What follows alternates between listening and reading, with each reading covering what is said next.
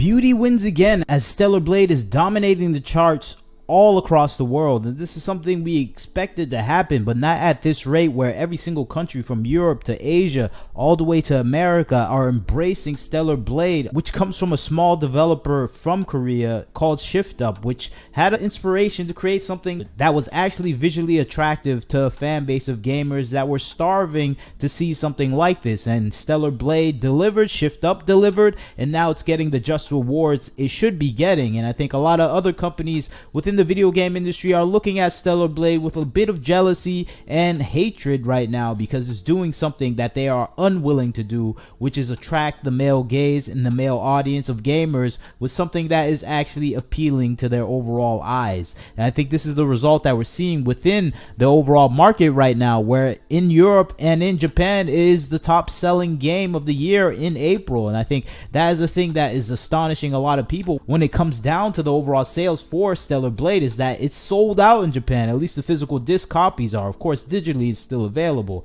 but the disc copies are sold out in Japan. They're sold out in Korea, and it's just spreading all over Asia, where it's coming out to be the top selling video game of the year. And I think even in Europe, it's the top game being sold right now at number one, beating out Sea of Thieves. And it's just showing the overall case of sales that are just soaring for Stellar Blade right now, because it's delivering something that a lot of games are unwilling to deliver. And I think it all comes down to Eve and the developer Shift Up focusing on creating an attractive female character, which is something that is the antithesis of what we're seeing in the Western game development sphere. You have to force Western game developers to even consider making a beautiful female character. So to have a game filled with these beautiful female characters, it is a stunning thing to see for gamers themselves. That's why they're embracing it. And this is a typical game that you would get in the early 2000s and 2010s, where we had a lot of attractive female characters in gaming. It wasn't anything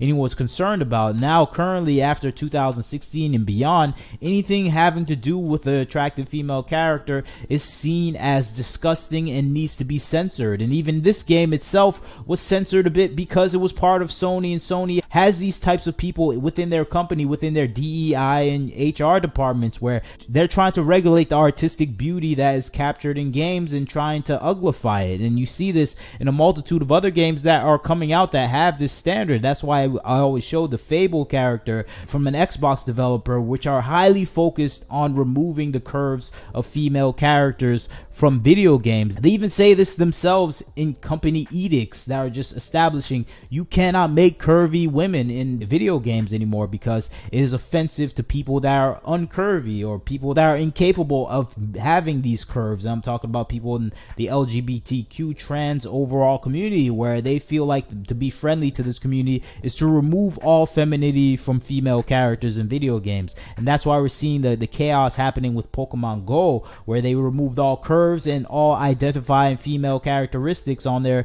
characters, and we have that uproar around that. And you see this Microsoft cautioning all developers under their belt that you can't make curvaceous female characters anymore. We need to avoid the example of Eve. And Sony has the same overall sentiment as well, but it's more driven by the funds that they're getting from investment banks like BlackRock, where it's saying you have to have these departments that are overseeing the artistic look of your video games and politics. And I think that is the thing that's influencing Sony right now, and we're seeing some of that influence bleed over to Stellar Blade, where they're carrying out bits of censorship here. And we had censorship to specific outfits. As you can see here, the bunny outfit was extremely attractive, and they covered it up a little bit, put a little bit thread more at the bottom, and of course in between the bust. And you can see these little bits of censorship that they're trying to actually acquiesce to some sort of department within Sony, saying that this is too revealing, even though we see games being released on Sony PS5 that have even more graphic content.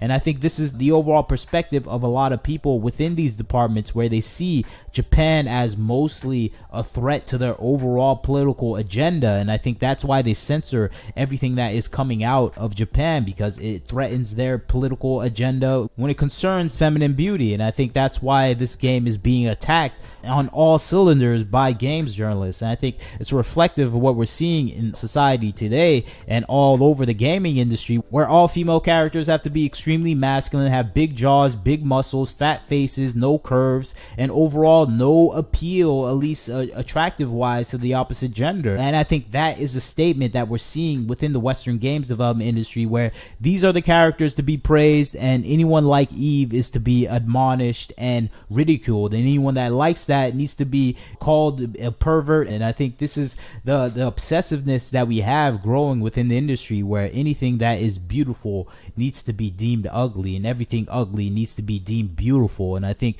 that is the thing that we're seeing growing within the industry, and I think a lot of people are tired of seeing it. And we see these pictures of this incessant overall focus on making female characters ugly, and while the male characters look like normal handsome models most of the time, and I think that is the absurdity, and many times they look more feminine. And I think that is the thing people are getting with Stellar Blade, where we just see beautiful women being beautiful, and they're not even focused on their overall the overall intimate relations with other people. It's more innocent, their interactions with the opposite gender. So it's not even that overly sexualized. That's not the case anymore. It's more focused on this innocence that we have in these characters, and I think that's what a lot of people like about Japanese games, where a lot of the characters are attractive to look at, but there's still some innocence within the characters themselves, and this is drawing in a large male player base. And I think this is something that Western developers don't understand, and it's something Western developers refuse to understand about Eastern games development, where there is some sort of innocence in the characters. Even though they're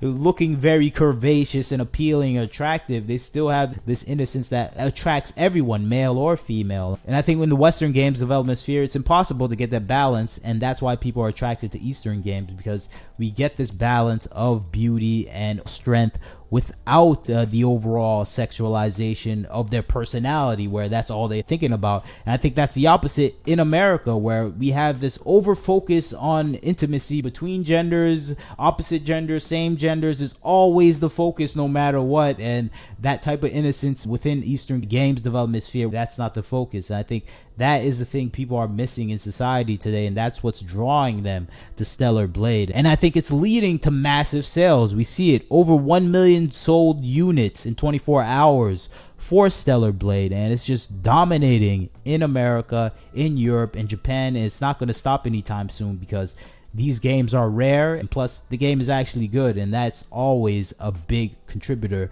to a best-selling game. So if you haven't played it, you should play it. Tell me what you think, what's going on with the sales for Stellar Blade. It's amazing. I'm excited to continue to play it. I see people playing 5-6 hours, and I understand it is a addictive game that is hard to stop to play. But you tell me what you think about the situation. Like, share, and subscribe. This is Wagner Knows Why. Catch you next time.